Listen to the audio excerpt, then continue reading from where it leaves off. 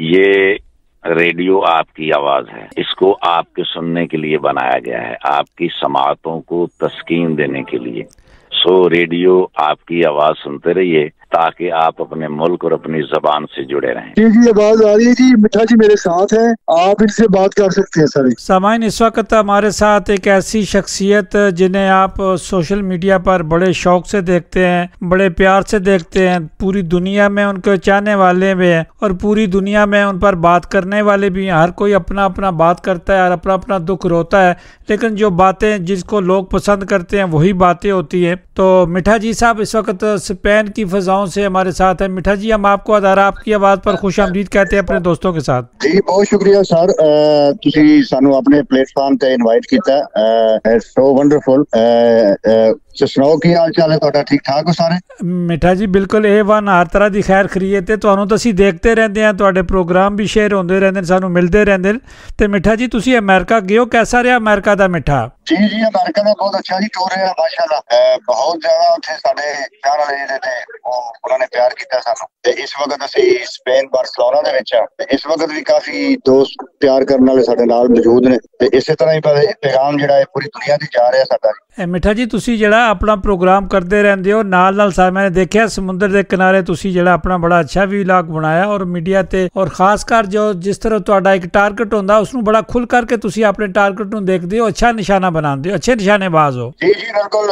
देखो तुसी कोई भी काम करते हो तो पूरी दिलचस्पी और तहकीक दे नाल ही करना चाहिए, ताकि सुनने वाले दी करनी गल जिहड़ी है वो पै जाए और सुनने वाले भी आसानी होवे कि बंदा की कहना चाह रहा है। ते कोशिश करी दी है, मेहनत करी दी है और पंजाबी जबान दे विच करी दा, और लोग सानू पसंद करते हैं। इस चीज की बहुत ज्यादा कमी सी, खास तौर पे ओवरसीज दे विच पंजाबी कोई इस तरह का व्लॉग नहीं सी या प्रोग्राम नहीं सी। ये सियासी डेरा जिहड़ा है समझो कि प्योर पंजाबी और अपने अंदाज दे विच एक मुनफरद चैनल है सोशल मीडिया का। मिठा जी तुसी बड़े जो टारगेट लैंदे हो, बड़े निशाने नाल लैंदे हो, और उस तो बाद जो अजकल प्रोग्राम पाकिस्तान के जोड़े खेड रहे हैं, फिर तरना जलूस जो शुरू हो गया, कोई 8 दियां खबर आ रही, कोई 22 दियां खबर आ रही।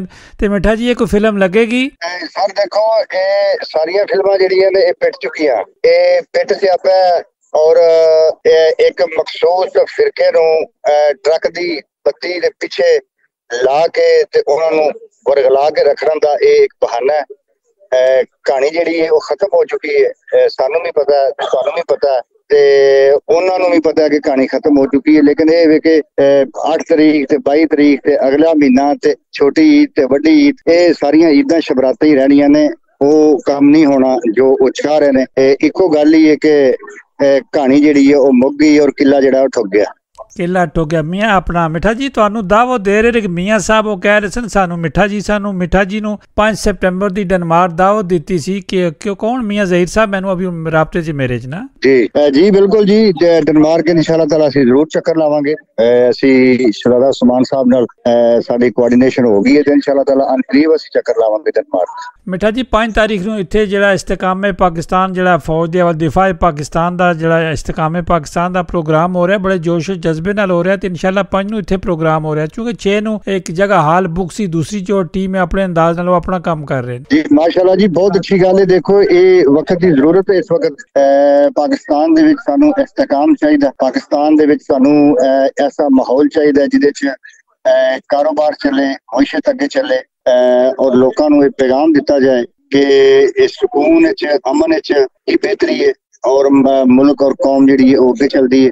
ये जो इस्तेकामे पाकिस्तान फोरम है, मैं समझना इनू पूरी दुनिया से फैलाना चाहिए और जिहड़े लोग भटके हुए ने उन्होंने भी इस गल की तबलीग करनी चाहिए कि पाकिस्तान ही साडा मुल्क है, सियासतदान ते आंदे जांदे रहिंदे ने, इस मुल्क ने ही हमेशा क़यामत तक कायम रहना ते इस्तेकाम की जरूरत है और सिर्फ नारा जिहड़ा है पाकिस्तान जिंदाबाद दा होना चाहिए। मिठा जी साडे दोस्त ने शहजादा साहब, बड़ा पुराना इन्हां दा राबता, बड़ी अच्छी दोस्ती है, लेकिन एक आध दफ़ा मुलाकात हुई है, लेकिन बड़े मेहनती नौजवान और यूथ नाल बड़ा काम करते हैं। इन्होंने अपने चैनल दी जिम्मेदारियां संभालियां, जिस तरह इन तुसी अपना टारगेट फिट करते हो, ये भी टारगेट अपना बिल्कुल निशाने दे ही रहंदे ने। जी बिल्कुल ऋषि, शहजादा उस्मान साहब ने जिहड़ा ये प्लेटफॉर्म शुरू किया है इस्तेकामे पाकिस्तान दा, ये मैं समझना कि बहुत दी गल है और बहुत बड़ी जुरत और बहादुरी का इस माहौल दे विच काम है कि अपने मुल्क के इस्तेकाम वास्ते दफा वास्ते कम्यूनिटी दे विच अवेयरनेस लैके आनी और उन्होंने दसना